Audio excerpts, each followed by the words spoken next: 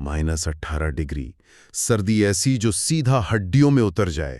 اور سامنے ایک جھیل جو مکمل طور پر پتھر بن چکی ہو۔ بالکل، برف کی ایک سفید چادر جس نے پوری جھیل کو ڈھانپ رکھا ہے۔ عام حالات میں عموماً کوئی بھی ایسے ماحول میں اپنے گرم بستر سے نکلنا پسند نہیں کرے گا۔ کہاں یہ کہ اس جمی ہوئی جھیل کے بالکل وسط میں جا کر برف میں چھید کیا جائے اور مچھلی پکڑی جائے۔ صحیح۔ آج کے اس تفصیلی جائزے میں ہم کسی عام شوق کی بات نہیں کر رہے، ہم اس جنون، اس کمال کے صبر اور برف پگھلا دینے والے جذبے کو کھنگال رہے ہیں جو انسان کو ایسی شدید سردی میں آئس فشنگ پر مجبور کرتا ہے۔ یعنی برف پر مچھلی پکڑنا۔ ٹھیک ہے، آئیے اس کی گہرائی میں چلتے ہیں۔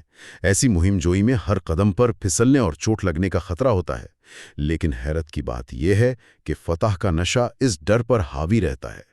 یہ آخر کیسا نشہ ہے؟ دیکھیں، اس نشے کو سمجھنے کے لیے تھوڑا انسانی نفسیات کو دیکھنا پڑتا ہے۔ یہ صرف مچھلی پکڑنے کا عمل نہیں ہے۔ تو پھر کیا ہے؟ یہ انسان اور شدید ترین قدرت کے درمیان ایک قدیم رشتے کی تجدید ہے۔ ایسے ماحول میں جہاں سردی اپنے عروج پر ہو اور قدرت آپ کے جسم کو پیچھے دھکیل رہی ہو، یعنی جسم جواب دے رہا ہوتا ہے۔ ہاں، وہاں انسان کا وجود صرف اس کے اعصاب اور صبر پر ٹکا ہوتا ہے۔ روزمرہ کی زندگی میں ہم ہیٹرز اور بند کمروں کے عادی ہو چکے ہیں، لیکن جب کوئی اس برسانی جھیل پر قدم رکھتا ہے نا، تو وہ اپنی ان سہولتوں سے نکل کر سیدھا قدرت کی سب سے طاقتور شکل کے سامنے کھڑا ہوتا ہے۔ ذہنی اور جسمانی حدوں کو پش کرنا پڑتا ہے۔ بالکل، اور اس جد و جہد میں جو جیت ملتی ہے، اس کا سکون کسی عام تجربے سے بہت مختلف ہوتا ہے۔ لیکن اس جد و جہد کے لیے تیاری بھی تو معمولی نہیں ہوتی۔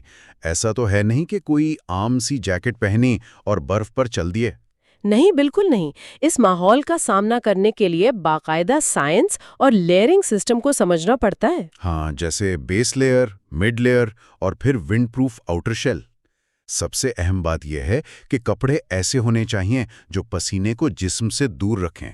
جیسے کہتے ہیں نا، کاٹن بالکل نہیں پہننی چاہیے۔ صحیح کہا، کیونکہ سوتی کپڑا پسینہ جذب کرتا ہے، اور -18 ڈگری میں اگر جسم پر پسینہ آیا تو وہ ٹھنڈی ہوا لگتے ہی برف بن جاتا ہے اور ہائپوتھرمیا کا خطرہ بڑھ جاتا ہے۔ اوپر سے زمین پر ٹکنے کے لیے جوتوں کے نیچے آئس اسپائکس یعنی برف میں گڑنے والی میخیں لگانا لازمی ہوتا ہے۔ برف کی سطح کسی شیشے کی طرح دھوکے باز ہوتی ہے، ایک غلط قدم اور سیدھا زمین پر۔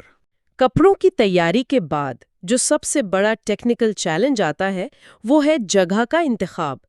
پوری جھیل برف سے ڈھکی ہوئی ہے، اوپر سے دیکھنے پر سب سفید اور ایک جیسا لگتا ہے۔